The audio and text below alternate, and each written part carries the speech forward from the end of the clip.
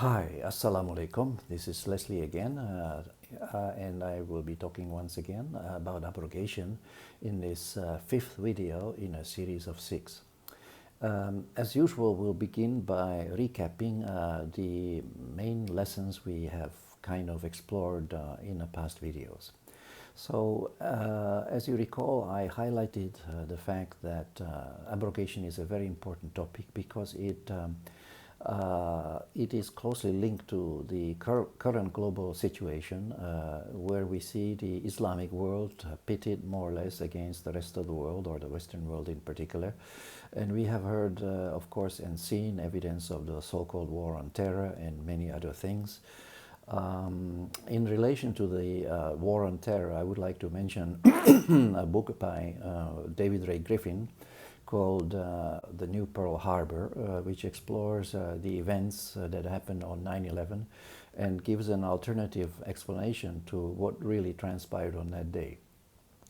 But coming back to the main topic of abrogation, you see, we have in a Muslim tradition a number of people, jurists and exegetes in the past who have supported this doctrine of abrogation, and in retrospect I think we can see that this doctrine has no foundation at all in Revelation, and also it has no support in the prophetic traditions either, because there is not a single prophetic tradition in the entire corpus of the prophetic traditions which actually confirms the doctrine of abrogation.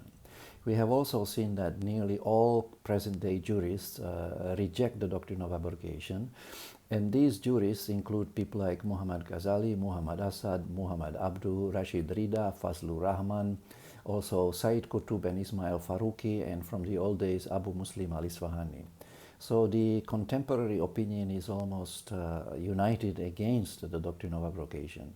Yet traditional Muslims, or some of them, are still propagating this misleading and I would say dangerous doctrine despite the evidence. I have some papers on this on Academia and ResearchGate, and if you wish to obtain more detail on this topic, I refer you to those papers. Yeah, I would like to add that some scholars have also added another type of abrogation, which is the abrogation of text and the abrogation of meaning. This type of abrogation, the supporters of this type of abrogation claim that there is some text still in the Quran, but its meaning has been abrogated. Now, this would refer to, for instance, the 120 so-called peace verses, which were allegedly abrogated by the ayah as-Saif, in English known as the verse of the sword, from Surah number 9, verse number 5. So that would be one example of this type of abrogation. The other type of abrogation of a verse allegedly takes place when the verse, the text is no longer in the Quran, but the meaning is still there. So an example of this type of abrogation is the abrogation of the ruling on a punishment for adultery in the Quran, which is 100 lashes, by the alleged ruling, which is not recorded in the Quran, according to which the proper punishment for adultery is stoning. So I do not wish to go into these two latter type of abrogations in too much detail. I will only say that if you admit this type of abrogation, then what you are really allowing the exegetes is a license to pretty much read anything into or out of the Quran as they wish. They can simply say that, well, the meaning is there, but the text is not there. Or they can say that, well, the text is there, but the meaning is not there. So to me, this is very haphazard, and I would say very dangerous, because it allows the person supporting this theory of abrogation to tamper with the revelation and pretty much make it say anything he wants.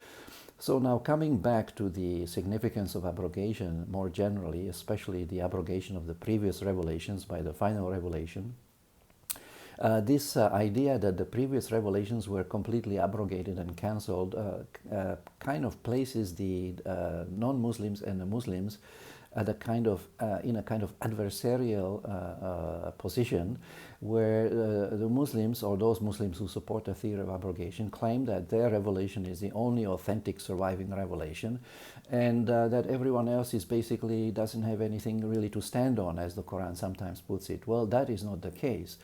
As I have pointed out in previous videos and also in some of my writing, the Quran not only does not endorse the doctrine of abrogation, but on the contrary affirms that the final revelation, the revelation of the Quran, far from abrogating the prior revelations, in fact confirms them. And proof for this is found in no fewer than 20 different verses in the Quran, in 10 of which the Torah and the Injil, or the Old and New Testament, if you like, are mentioned side by side, while in the remaining 10 verses, reference is made to what is between your hands, lima baina yadai in Arabic, but that is also a reference to the previous revelations without actually identifying them by name. So in other words, there is no basis for claiming that the Quran teaches any kind of adversarial relationship between the Muslims and the people of the book. Yes, the Quran sometimes does criticize some of the people of the book, but never all of the people of the book, for some of the things that they are saying or some of the things they may have done. This is normal. You find this also in the New and the Old Testaments. There's a lot of criticism of what the people were doing at the time in the Old Testament, and the Jewish people are sometimes criticized very severely by their prophets. And also we know that Jesus, the son of Mary, also didn't mince his words when he was criticizing some of the practices going on, in his time, such as changing money in places of worship and so on. So I would like to reiterate that there is no basis for this belief that somehow the Islamic revelation teaches some kind of a hostility towards the previous revelation or their adherents. In fact, the Quran says in a few places that, I quote, paraphrase as close as I can to the original, quote, "Those who believe and do good deeds, on them shall be no fear, neither shall they grieve." So now this shows that actually Islam is very inclusive and really requires, you can be, as it were, part of the believers, become a member of the believers simply by fulfilling those two conditions, which is to say to believe in one God and to perform good deeds. Of course, there are perhaps other things a person can do when one becomes a believer, but those are the two first prerequisites. So once again, I reiterate, there is no inevitable conflict or a clash of civilizations endorsed by the Quran. Now, this brings me to the other point, the so-called clash of civilizations, which is a doctrine that emerged on the Western side in the writings of people like Samuel Huntington. But if you look at the history of Western philosophy, you find that it is actually not at all very original. It goes back at least as far as Thomas Hobbes, who postulated that the natural condition of humanity is that of a war of all against all. So now I would like to go over next some of the reasons or how did this a kind of genealogy of abrogation, and how did it appear, as it were, on the horizon.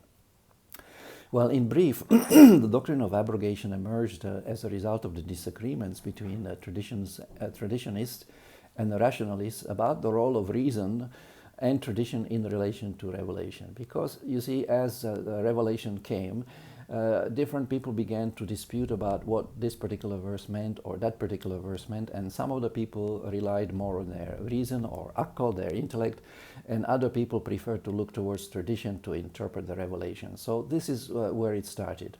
Later on, there was a conflict, and it also took a political form. Most famously, there was a slaughter of 5,000 philosophers by Musa Al-Hadi, who was a caliph.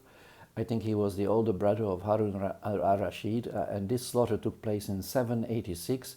And the allegation against these people who were slaughtered, who are identified by Al-Suyuti in a report quoted by Jamaluddin al-Afghani, these people who were slaughtered are identified by Al-Suyuti as philosophers. So in other words, 5,000 philosophers were slaughtered in the year 786.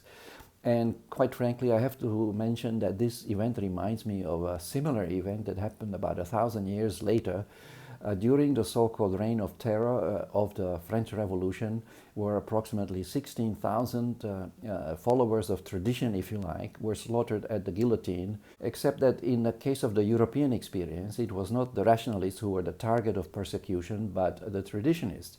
Now, in early Muslim history, it seems that it was the rationalists who became the target of the traditionists.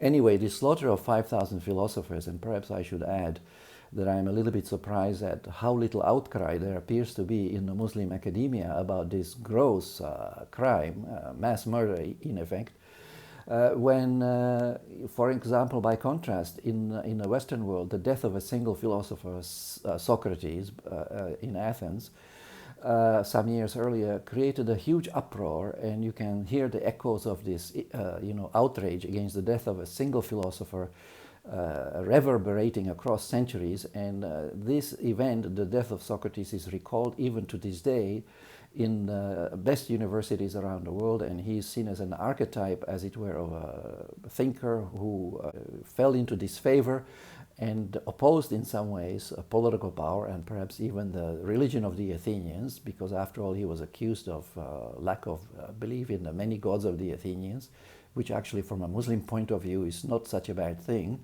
But anyway, he was also accused of corrupting the youth, and this was held against him, and so he was put to death, and his death is still studied as a kind of archetypal example of the conflict between dissidents and ruling powers. In other words, a kind of archetypal example of the tension between wisdom and power. So now coming back to the Islamic experience, the slaughter of the 5,000 philosophers was followed not long after that, around the year 1000, of the so-called barring of the gates to ijtihad, which essentially amounted to a prohibition of reasoning. In other words, reason began to acquire quite a bad reputation in the Muslim world. Now, this was followed not long after that also by the denunciation of the philosophers by Imam Al-Ghazali, who basically labeled them as unbelievers and heretics and declared them to be apostates and outside of the fold of Islam. Now, to say that about someone, to declare him to be a disbeliever or an apostate, it was equivalent to pronouncing a death sentence on these people. And in fact, some of the philosophers later on, people like Al-Kindi and others, were persecuted and suffered greatly because they, had an interest in empirical science and were seen as not sufficiently pious by the followers of tradition. In fact, there's a book by Pervez Hoodboy from Pakistan called Islam and Science, and you can read about this persecution of the thinkers in the early Muslim tradition in that book, and I think it gives a fairly decent account of what appears to have happened. So now, what happened as a result of this prohibition of reason and reasoning? Very simply put, I think the biggest damage was the misunderstanding of revelation. Because, as I mentioned in a previous video, how can you understand anything if you do not use your reason? So as a result, I think, of the rejection of reason, many Muslims became disoriented and began to experience difficulties in understanding revelation, and in particular they began to find parts of revelation as being ambiguous, and secondly as being contradictory. So I think we will leave it at that for the moment, and we will continue in the last and remaining video in our next meeting. Thank you very much. Assalamu alaikum wa rahmatullahi wa barakatuh.